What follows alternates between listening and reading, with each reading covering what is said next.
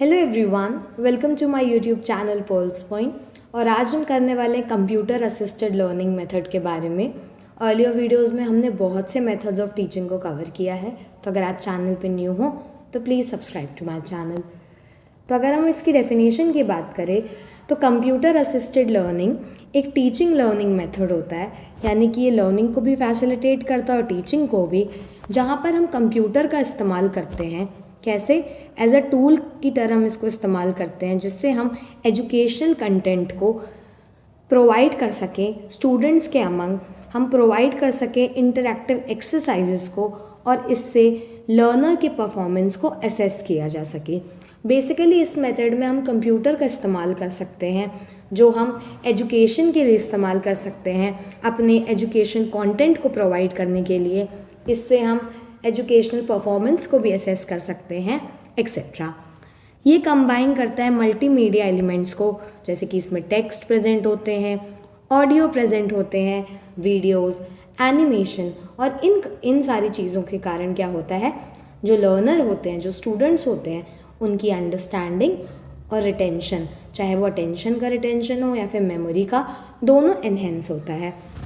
तो this is about the definition. अब हम बात कर लेते हैं अगली चीज़ पे, which is the objectives of CEL। तो क्या होते हैं इसके ऑब्जेक्टिव? पहला ऑब्जेक्टिव होता है to individualize learning according to the student pace and level. Student के पेस और स्टूडेंट की लेवल ऑफ अंडरस्टैंडिंग के हिसाब से हम इसमें लर्निंग को फैसिलिटेट करते हैं। Okay, to use multimedia and interactive content to enhance comprehension. इसमें हम अलग अलग मल्टीमीडिया, जैसे कि बहुत सुंदर एनिमेशंस, वीडियोस, ये सारी चीज़ों का इस्तेमाल करके जो हमारा कंटेंट है स्टडी का, उसको बहुत ही इनोवेटिव, बहुत ही इंटरैक्टिव बनाते हैं, जिससे क्या होता है, स्टूडेंट का कॉम्प्रहेंशन, स्टूडेंट की अंडरस्टैंडिंग क्या होती है, एनहेंस होती है। To develop computer skills alongside subject knowledge. इससे जो कंप्यूटर की स्किल्स होती हैं, कैसे कंप्यूटर को ऑपरेट किया जाता है, उसकी अलग अलग फंक्शनिंग, ये चीज़ें भी इम्प्रूव होती हैं सब्जेक्ट नॉलेज के साथ साथ। ये इनेबल करता है self directed and life long learning. इससे लाइफ लॉन्ग लर्निंग क्या होती है, आगे बढ़ती है, और सेल्फ डायरेक्टेड ये होता है। तो ये क्या हो जाते हैं, ऑब्जेक्टिव्स होते हैं हमारे CEL के। अब हम बात कर लेते हैं क्या क्या फीचर्स होते हैं। तो पहला होता है ये लर्नर सेंटर्ड होता है एंड सेल्फ पेस्ड होता है। इसमें हम ऑटो विजुअल एड्स का, मल्टीमीडिया एलिमेंट्स का हम इसमें इस्तेमाल करते हैं। इसमें क्विजेज, गेम्स, सिमुलेशन और केस स्टडीज़ भी इंक्लूड होती हैं। इससे हमें इमीडिएट वहीं के वहीं फीडबैक और एवेल्युएशन भी मिल सकता है, और इसे हम ऑनलाइन और ऑफलाइन दोनों मीडियम में यूज़ करते हैं। तो this is all about the features of computer assisted learning. अब अगर हम बात करें तो आ जाता है क्या क्या टूल्स और रिसोर्सेज हम इस्तेमाल करते हैं। तो इसमें सबसे पहले हम एजुकेशनल सॉफ्टवेयर इस्तेमाल कर सकते हैं, जैसे कि Caplan, ATI, elsewhere.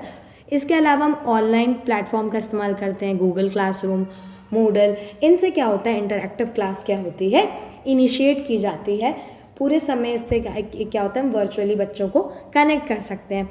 Virtual labs होते हैं, बहुत से सिमुलेशन ऐप्स हैं, उनका इस्तेमाल, नर्सिंग ऐप्स और मोबाइल लर्निंग टूल्स, ई-बुक्स होती हैं, बहुत ही इंटरैक्टिव PDFs होते हैं, चीट शीट्स होती हैं, एंड वॉट नॉट। तो ये सारे टूल्स हम इस्तेमाल करते हैं CEL के लिए बेसिकली। तो ये हो गया हमारे टूल्स एंड रिसोर्सेज के बारे में। अब हम क्या बात कर लेते हैं, क्या क्या टाइप्स होते हैं। सबसे पहला आ जाता है ट्यूटोरियल CEL। इसमें क्या होता है, हम स्टेप बाय स्टेप इंस्ट्रक्शन और एक्सप्लेनेशंस को क्या करते हैं, स्टूडेंट को प्रोवाइड करते हैं। Basically it's a type of tutorial. जैसे कि यूट्यूब पे अलग अलग चीज़ों के ट्यूटोरियल अवेलेबल होते हैं, जैसे मेकअप हो गया, किसी भी चीज़ का आप ले लीजिए। तो वैसे क्या होता है, ये भी ट्यूटोरियल टाइप होता है। इसमें हम स्टेप बाय स्टेप इंस्ट्रक्शन और एक्सप्लेनेशन क्या करते हैं, प्रोवाइड करते हैं। सेकेंड हो जाता है ड्रिल एंड प्रैक्टिस CEL। इसमें क्या होता है, हम रिपीटेटिव एक्सरसाइज कराते हैं, जिससे क्या हो, स्किल्स बच्चों में रीइंफोर्स हो, बच्चे स्किल को गेन करें। फिर आ जाते हैं सिमुलेशन CEL। इसमें हम वर्चुअल प्रैक्टिस कराते हैं प्रोसीजर्स का, मैनिकिन वगैरह का यूज़ करके, जैसे कि CPR की प्रैक्टिस कराना। फिर आ जाता है एजुकेशनल गेम्स। तो इसमें इंटरैक्टिव गेम्स होते हैं, जिसको ऑब्जेक्टिव क्या होता है, वो लर्निंग को फैसिलिटेट करता है। फिर आ जाता है problem solving computer assisted learning. इसमें हम एक केस या फिर एक सिनेरियो को प्रेजेंट करते हैं स्टूडेंट के अमंग, और उसमें इंटरैक्शन होता है, बच्चों का डिस्कशन होता है, और फिर हम उस चीज़ को सॉल्व करते हैं। फिर आ जाता है मल्टीमीडिया प्रेजेंटेशन। इसमें हम विजुअल और ऑडिटरी एक्सप्लेनेशन होती है टॉपिक्स के बारे में जो स्टूडेंट को हम प्रोवाइड करते हैं। इससे बहुत ही इंटरैक्टिव होता है और बच्चों का अटेंशन बहुत जल्दी ग्रैब भी होता है। फिर आ जाता है ऑनलाइन मॉड्यूल्स या फिर ई लर्निंग। ये इंटरनेट बेस्ड स्ट्रक्चर्ड लेसन्स होते हैं जो कि क्रिएट करते रहते हैं for the purpose of learning. तो ये हमने क्या कर दिया, अलग अलग बात की किस चीज़ की, टाइप्स की। अब हम बात कर लेते हैं क्या क्या एडवांटेजेस होते हैं। तो पहला एडवांटेज होता है ये इनहेंस करता है इंटरेस्ट को, मोटिवेशन को। ऑब्वियसली बात है, अगर आप बुक से पढ़ोगे तो ठीक है आपकी रीडिंग हो रही है, लेकिन वही चीज़ अगर आप अट्रैक्टिव वे में कोई आपको प्रेजेंट कर रहा है विथ यूजिंग वेरियस मल्टीमीडिया और बहुत ही सुंदर एनिमेशन से, तो तुरंत क्या होता है, अटेंशन उस तरफ जाता है। ये सेल्फ पेस्ड होता है, बहुत ही फ्लेक्सिबल लर्निंग होती है, इससे इमीडिएट फीडबैक मिलता है। ये रिवीजन और रीइंफोर्समेंट के लिए बहुत ही अच्छा होता है। इससे एक्टिव लर्निंग होती है, इससे आप लर्निंग कहीं भी आप कर सकते हो और किसी भी समय। अब जैसे क्लासरूम लर्निंग है, उसके लिए आपको स्कूल आना पड़ेगा या फिर अपना कोचिंग ट्यूशन जाना पड़ेगा। लेकिन अगर आपके पास एक हैंडी फ़ोन है, आपके पास कंप्यूटर है, तो आप अपने कहीं पर भी किसी भी वक्त क्या हो सकते हो, आप लर्निंग को अपने स्किल्स को डेवलप कर सकते हो। क्योंकि स्कूल में तो फॉर एग्जांपल अगर कोई लेक्चर है तो उसका एक टाइमिंग होता है, बट कंप्यूटर आपके पास है, आप कभी भी वो लेक्चर कर सकते हो।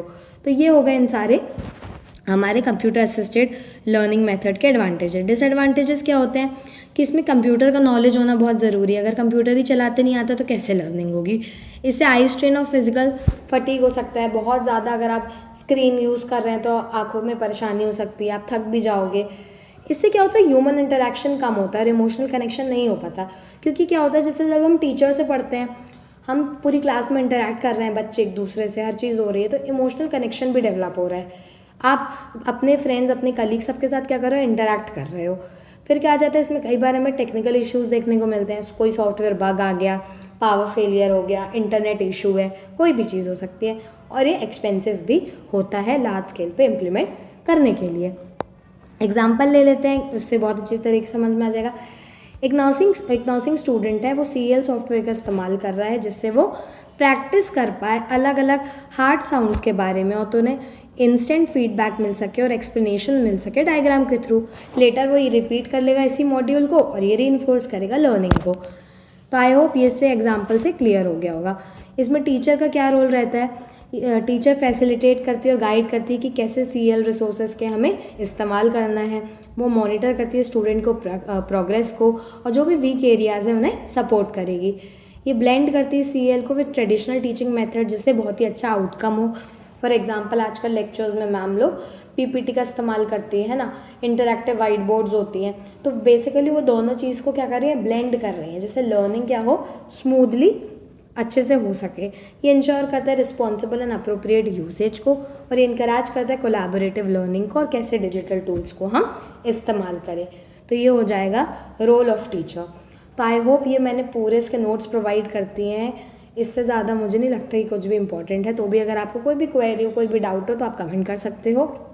और ऐसे ही इन्फॉर्मेटिव वीडियोज़ के लिए please subscribe to my channel. Thank you so much guys.